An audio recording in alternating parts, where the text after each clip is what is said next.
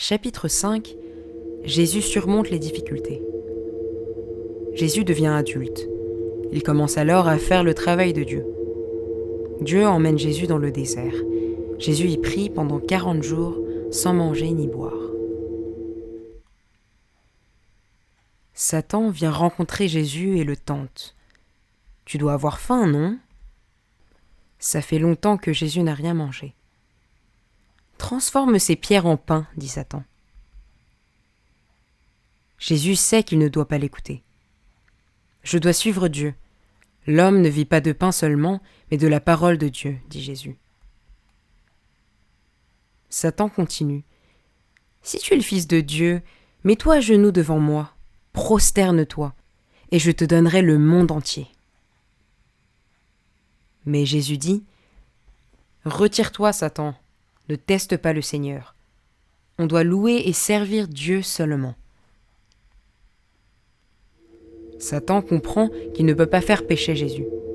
Il s'enfuit. Alors les anges viennent prendre soin de Jésus. Dieu est très content, car Jésus n'a pas obéi à Satan. Peux-tu gagner contre Satan quand il te dit de ne pas écouter Dieu, comme Jésus l'a fait ? Chapitre 6. Jésus sanctifie la maison de Dieu. Jésus aime aller dans la maison de Dieu. Il aime y prier, il aime aussi passer du temps avec les gens. Mais il y a des gens que Jésus n'apprécie pas.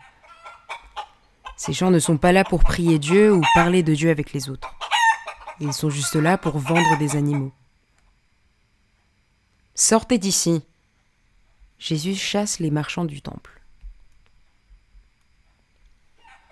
Ils aiment mentir et voler des choses. Jésus dit, « Vous faites des choses que vous ne devriez pas faire dans la maison de Dieu. » Il dit, « Le temple de Dieu est un lieu où l'on prie. C'est un endroit où on partage la parole de Dieu. » À qui appartient donc la maison de Dieu ? Oui, elle appartient à Dieu. Dieu veut qu'on soit là où son cœur demeure. Partout où on va, devenons des gens de la foi qui écoutent bien Dieu.